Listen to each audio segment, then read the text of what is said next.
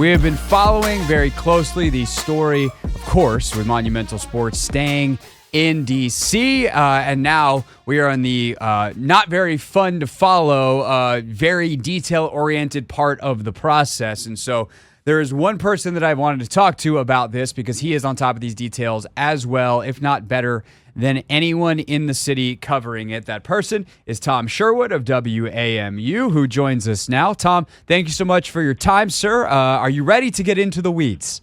Yes, I am, Craig. I've been in a lot of weeds in my life. I'm ready to do it one more time. Excellent. Well, I feel sorry to tell you that it's probably not one more time. I'm sure that your radio show and many others are going to ask you to do this again, but at least one more time for us today. And I guess we'll start with our weeded journey with yesterday. There was a meeting between the D.C. City Council and it wound up being the deputy mayor representing the mayor's office who kind of brought the details of what had been proposed between Monumental and the mayor's office. What can you tell us about that meeting and then ultimately where it leaves us in terms of the ability to get this process actually started, which would be renovations starting at Capital One Arena in 2025? That was Deputy Mayor Nina Albert. She is the Deputy Mayor for Economic Development in the district. And she went to the D.C. Council's morning breakfast meeting yesterday at 9 o'clock just to give them a few last details before they came out later in the day yesterday and voted in general to approve the spending of $515 million over the next 3 years for capital improvements to the arena and some of the space around the arena. That's what happened yesterday. All right, so that leaves us then with this term sheet agreement, which gets into some of the details of this. And that seems to be where there's, in my reading, a little bit more consternation between the council and Monumental. What is this terms sheet in terms of the terms of the agreement of how this gets done, and what kind of fight is going to be on Monumental's hands here to get what they want through? The term sheet, for those people who don't do these types of negotiations, it was just a preliminary agreement between Mayor Bowser and Ted Leonsis, the head of Monumental Sports, on the things that they wanted to do in the agreement that will keep the teams, the Caps and the Wizards, in town. The term agreement is, I think, 18 single-space pages long, and it includes everything from how electronic signage will be outside, what will be the city's contributions. I think it does everything but the price of popcorn. However, it's not a formal agreement. The city and Mr. Leonsis, over the next 45 days, will put meat on the bones of every one of those provisions in the term agreement. All it was it's basically a paper handshake saying, this is what we're going to do subject to changes. And that's where we are. Would it be fair to characterize that term sheet as currently constructed, as it was handed to the council yesterday, as a monumental wish list? I think it was probably more than that because Deputy Mayor Nina Albert, who helped negotiate this with Monica Dixon from Monumental Sports, was aware that there's only so much the city can do. The city was in a better position because since the deal fell apart in Virginia, which we can talk about if you want to, and Maryland, as I understand it from my reporting, Governor Wes Moore spoke to Ted Leonsis a couple of weeks ago and said there's really no opening for you to come to Maryland at this time. And so he had to come back to the district and work on a plan they could have reached 2 years ago if the city and Leonsis had been more serious about it. But the term sheet, as it's called, it does have a lot of details that will just be worked out over the next 45 days. Tom, but a lot of it includes for those who go to the arena. You know where there's Clyde's, the Great Clyde's restaurant, where a lot of people go before a game, and then there's a pathway there, an alley almost, where you go back to where the theaters were. I don't know if the theaters are still working or not. And to the left of the Clyde's is the old Bed Bath & Beyond underground wide big store. So there's a lot of land there where Ted wants to maybe put his practice facility. Right now they have to go out to Southeast Washington. and he wants a practice facility, and he wants to expand the arena so he has more bowl seats closer to the floor, which is where the big money is.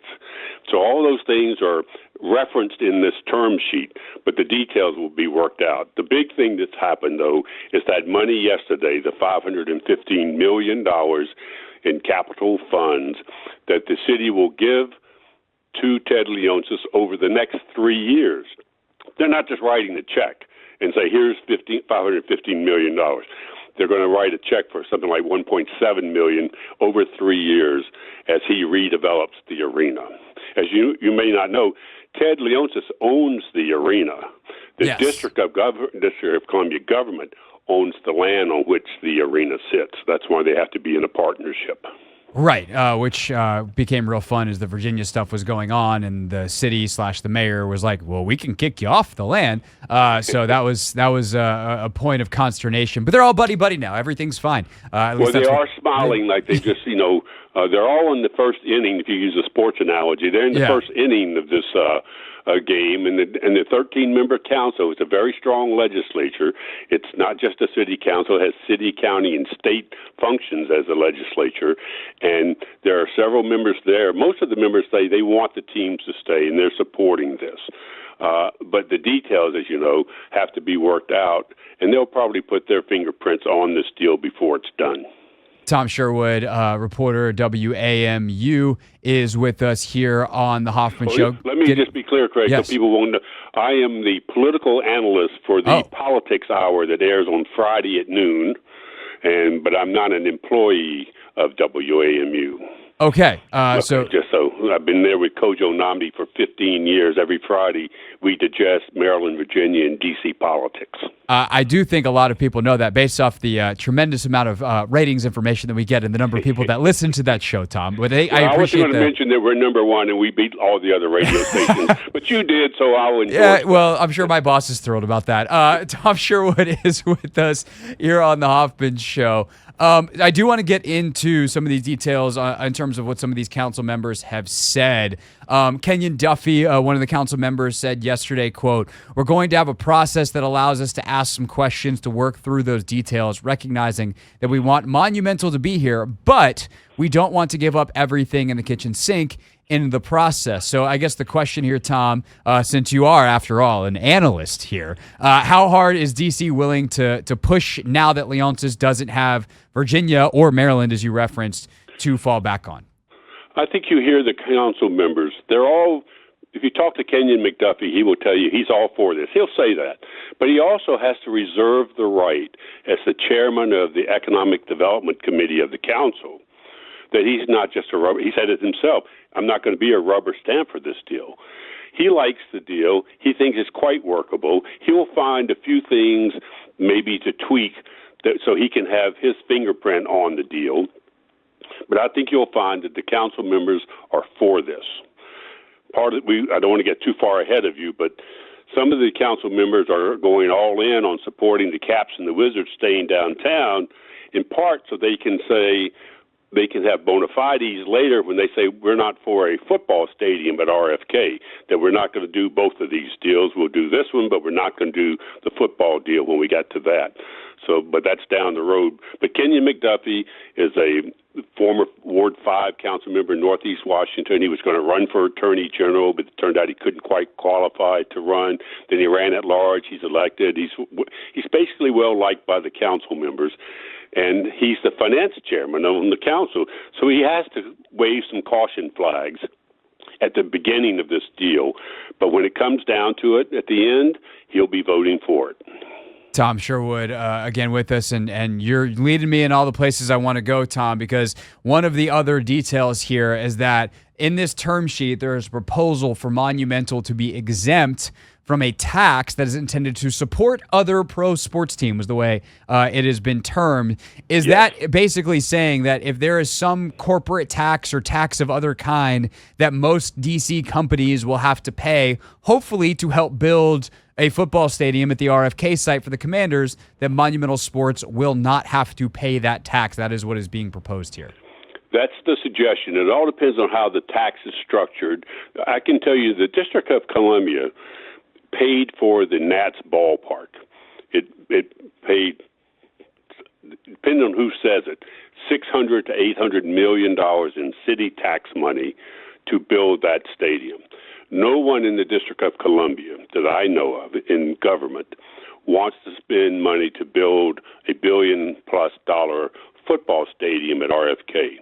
The city will spend several $100 million getting the land ready, and they may help the financing of the stadium, and then when the stadium is built, whatever tax income that comes in will help pay off the bonds to build the stadium.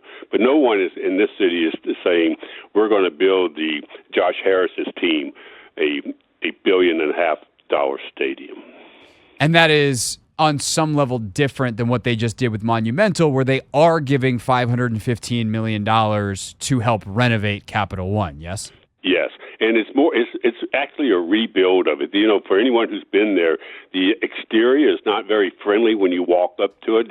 People will remember where the McDonald's was on 7th Street. It was a hangout. It wasn't a place, whether you eat at McDonald's or not is your choice, but it was not a healthy place for people to come up out of the metro into that neighborhood. And so they're going to change the exterior of the arena. They're going to expand the bowl where the arena, the downstairs where, I'm trying to think of the right word, where the floor level of the arena? Yeah, the floor level, right. Yeah. And then again, and I mentioned earlier, they're going to expand northward on 7th Street. So there's a lot going on there, which the city says will not only improve the arena, but the neighborhood around the arena, which will increase taxes that the city will get for all the social programs and things it wants to do. So it's not just the arena, the footprint of the arena. You can think about it, 2 blocks in every direction around the arena will have some kind of change that will make it nicer for people to go to the arena and do things around the arena, more restaurants, maybe close some streets sometimes during events. There's a lot that the city's planning to do, make it a much more of an entertainment district, not just an arena. So one of the details that needs to be figured out, and I do believe in reading the reporting if I read it correctly, which is always a hit or miss, but is that the Wizards are going to try to determine within the next 45 days if Gallery Place is somewhere that they can build their practice facility. If it is not determined that that is viable, then they're going to work with the city to find somewhere else, including potentially at the top of that list, the RFK site. Would that potentially, one, do I have that correct? 2, would that potentially change the math on whether or not Monumental was exempt from that, let's call it the RFK tax that we just discussed, that would kind of help fund the football team's potential stadium? I think we'll have to see how that tax is actually done. That's an open question about how any tax that's used to build, to prepare the ground, the environmental work or whatever's needed to prepare any road work or whatever, that tax is still so much in its elementary stage. I'm not sure exactly what Ted Leonsis' group will be responsible for or not. It's kind of, that is much more of a wish list. He doesn't want to come to town, get his arena done, and then be hit with sports taxes for somebody else. I don't know. Frankly, I was stunned when I read that one of the ideas, and I think it is mentioned in the term sheet, that maybe a practice facility for the team could be done out at RFK. That's really not even that convenient for the team. Southeast Washington is not convenient. Going out from downtown at 7th Street all the way out to the RFK site wouldn't be convenient either. It makes sense, just what he wanted in Alexandria. He wants a complex. He wants an arena. He wants a practice field. And it's just a matter of working out the details. There are how to do it, the cost of it, and the environmental engineering that would be needed to do it. There is a metro line there. Back in the 90s when the arena was built, the district of Apollon gets all the credit in the world for building the arena. But the district spent well over $100 million, like $125 million, preparing the land and moving the metro stop that's under the arena. The city paid to have that moved. So it depends on how far down you want to go into the ground, how far north you want to go, where Clyde's is, and under that, and where the underused movie theater space is. I don't think he wants to go to RFK. I think it's just an option, which I doubt will ever come to pass. Yeah, the RFK thing doesn't make a lot of sense because at that point you're not worried about, like, your practice facilities for your players, for your staff. It's not for fans to get to. So the Metro and all those kinds of things don't really matter. You just need enough space to build what you want to build. And so I guess am I right? You would know this better than me. Don't the Caps have a practice facility in Boston, Virginia? They do. On the top of a building there. And it's considered one of the best ones in the NHL. So I think if you use, and the thing is for a basketball team, you got 15, 18. If you want to say, okay, we're going to have players from the go-go in that facility as well, potentially. You're talking about 25 guys, 15 practicing at a time. The footprint compared to what the Commanders say need for their practice facility for a 90-man roster in the offseason and all the staff to support that. We're talking about two very different size pieces of land. Right. I believe, based on the architects I have spoken to, that this ground, this area, can be changed to accommodate what Ted Leonsis needs for his teams. And if he didn't think so, he probably, of course he has no choice now because Virginia blew up in his face. But, he could just suffer with I don't know, I cannot name of another place where the land is not so valuable that you can put a practice facility for the team. I can't. It just has to be next to the arena. Yeah, that seems to make the most sense. Tom Sherwood is our guest here on the Hoffman Show, talking all aspects of this deal between Monumental and DC and how it ultimately gets across the finish line. So one of the, I think when we really branch out beyond sports here, Tom, one of the very interesting parts of this term sheet is this idea of a drug-free zone around the arena. And if anyone has been down there, that does not vibe with the current reality around the arena. And especially if we're just going to be adults and talk about this in reality, like, we're in a city where weed is legal. We're in a neighborhood there in Chinatown that is very block by block in terms of who lives there and the wealth, the gentrification, and how those two things have interacted, who inhabits that part of town. What does realistically this drug-free zone that Ted Leonsis wants to happen look like, and what is the viability of building some kind of bubble around his arena? The street level crime annoys and scares the people who try to come to the arena. If they come by car and walk a few blocks, or if they come out of the metro and they want to go to local restaurants, or they want to do any of that, if you come out at Gallery Place, you come up, you can get stoned by just standing at the top of the escalator. It's a place where people hang out, where homeless people hang out. It scares the people who are just trying to go to an event, whether it's the sports events or tractor pulls or whatever hell else that the arena does. The atmosphere along 7th Street, which leads to the arena, has not been good for several years, not only because of the street presence, some of the noisy people who stand and shout and scream or play music at decibels much louder than the city law allows, but there are also many stores have closed. The pandemic, just like in other major urban areas, was devastating to the District of Columbia. Stores all along 7th Street have closed. There are just too many for lease signs. So the feeling that you get, you're not coming to a great event where you can walk out in the street, maybe have a beer somewhere, hang out, and then go into the arena and see a great sports event. The atmosphere was bad. That's one of the reasons Ted Leonsis, he kind of denies it now. He says, well, crime wasn't the only thing. It was a chance to develop 70 acres in Alexandria, blah, blah, blah.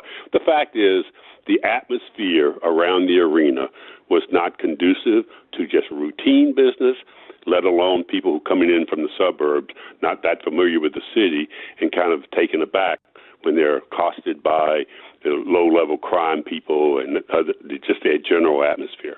The city has committed that it will create a drug-free zone around the arena. Exactly how big that will be and exactly what it will mean, I think the city has agreed that in this term sheet, preliminarily has agreed to have at least 17 officers in the general vicinity of the arena. And I remind people, when Abe Poland did it, when Abe Poland first opened back in 1998 or whenever that was, the city agreed to have 45 police officers on every corner around the arena. So the city has recognized that the atmosphere around the arena is not conducive to business or the arena, and they are making commitments that they will have much more of a police presence. In the drug-free zone, the city just recently passed legislation that says the police chief, Pamela Smith, can declare any block in the city that is having drug problems, open-air drug markets, a drug-free zone. They can put up posters saying, this is a drug-free zone for the next 5 days. You cannot stand here. If you have legitimate business, you can come and go at will, but this is a virtually non-lowering zone, and you can't sell drugs here. The city's going to do something more broadly than that around the arena. They're going to make certain that people are not open. It's not legal to smoke marijuana on public streets by the district. It's legal to have marijuana. It's legal, I guess, to be stoned, but it's not legal to be out consuming marijuana on the streets of the city. So they're going to make a place that's going to be less hospitable to people who just want to hang out there. And that's what the point of the drug-free zone is. So how, on those other drug-free zones, when they've given the police chief this power, how successful has the enforcement been? It's only been a few weeks. This is brand new legislation. Okay. The D.C. Council passed a massive bill, 100-page bill called Secure D.C. that addressed a whole panoply of things to make policing, to fix some problems with policing in the city, to address things like drug-free zones. And so they've just only had a few of them, but the intent of it is to disrupt a known drug dealing place. A neighbor will call you and say, they've been selling drugs at extra, they'll name some intersection in the city, and the city can now go there, confirm that there are people selling drugs there, and close that neighborhood. Now, maybe they'll move 2 blocks away, which is, you push them 2 blocks away, whether you go there. The thing is to disrupt the open-air lawlessness of drug use in the district. It's kind of, a lot of people say it's a long time coming. It should have been done 10 years ago. But there are Supreme Court limits on what you can do for loitering laws and enforcing drug-free zones. We used to claim whole neighborhoods as a drug-free zone, and everybody knew that wasn't true. So this is a much more targeted effort to keep drug selling from being created on street corners, and at the arena, a much larger neighborhood. Got it. So that you and anyone who wants to come there who's not looking to get stoned walking down the sidewalk will feel comfortable that you can do that. Tom Sherwood is with us, the great political analyst here. Each question, if my answers are too long, let me know. You need to cut me off. No, we're all good. I got 2 more big questions that I want to ask you here before the top of the hour. You know how I'm not allowed to actually say the top of the hour anymore. I was told by my boss today, which is a whole discussion we're going to have later in the show, of whether anyone knows what top of the hour means anymore. But before 5 o'clock, Tom, I would like to get 2 more questions and answers in. Which is, first, what are your concerns about what has been presented? So if you truly, look at all the information as you have and everything you've reported on and put that analyst hat on, what are your concerns about what has been presented, for whether it's you just like looking at it for Monumental, for the city, for whatever other vantage point you want to take? What are your concerns? What is the rough estimate of what Monumental Sports is worth now? Something like $4 billion, is it? It is something in that neighborhood. It is a lot of money because they've got the teams, the media network, the whole deal. I'm a District of Columbia resident. I live in the city. I have a D.C. flag tattooed on my left arm, very similar to the one my son got. I did it as a fundraising thing for WAMU's Politics Hour. I think that the council has recognized, the mayor knows, the council has recognized, and people understand that the arena is an economic engine downtown. You have various academics who say arenas and stadiums are not good. They don't do anything really to improve the economics of a city or a region. It is not true in the district. The arena has proven itself as a real place. So I think if they can work out the details, this is a good thing for the District of Columbia. My concern as a citizen is, and as an analyst, is whether or not, if the city goes all in on the arena, will it have the heart, the guts, or the economic ability to deal with the football team. As much as Josh Harris, the owner of the team, says, well, we're analyzing Maryland about staying in Prince George's County. We're looking at Virginia, maybe at Loudoun County or Prince William County. No one in their right mind is going to go down 95 to Prince William County to a football stadium. And the team doesn't want, and the NFL wants to be in the District of Columbia, not just the team. The NFL wants to be in the district. And so can the city, having done all this to try to revive its downtown with the arena and getting more people to live there and to work there, will it have the will and the ability to entertain bringing the football team back to RFK, which I think could be, if it's done right and the neighborhoods are protected, could be a very good thing for the city. I don't disagree with you, and I am very curious to see what the Harris ownership group is willing to actually pay, because your information is the same as mine. This is where they want to be. And this is where the NFL wants to be. The NFL wants that iconic shot in line with the Capitol Dome, the Washington Monument, and the Lincoln Memorial. They don't want to be out in Loudoun County where the shot will be of a big data center that was 3 times as big as the It's wide enough you could get Dulles Airport in there too, Tom. Don't you short Loudoun County. Dulles, you saw that where some Republicans want to rename Dulles for. I did see that. For after Donald Trump. And Louise Lucas, the fiery member of the state Senate, said, well, if you want to name something after Trump in Virginia, name a federal prison. I think Jerry Connolly, the congressman, said that too. But anyway, that's getting astray. You have another question. Well, you can get more analysis on that on the Politics Hour, Friday on WAMU. Yeah. All right. Last question for you, Tom. In your experience covering all of these things, and especially when it comes to city budgets, the mayor will say this money is not all fungible. This is kind of the capital city projects budget, not the operating budget, and that it's not taking away from schools or any of the other things that are in that all-important operating budget, which, as you and others have reported on, is in serious trouble right now. They are way, way over and are way, way underfunded, over budget, however you want to phrase that. And my question to you, Tom, is that political spin that these budgets truly are separate, that this money is coming from different places, or is that reality that you couldn't take this $515 million that they're giving to Monumental and Leonsis and put it towards other things that are more in the public services, public goods category?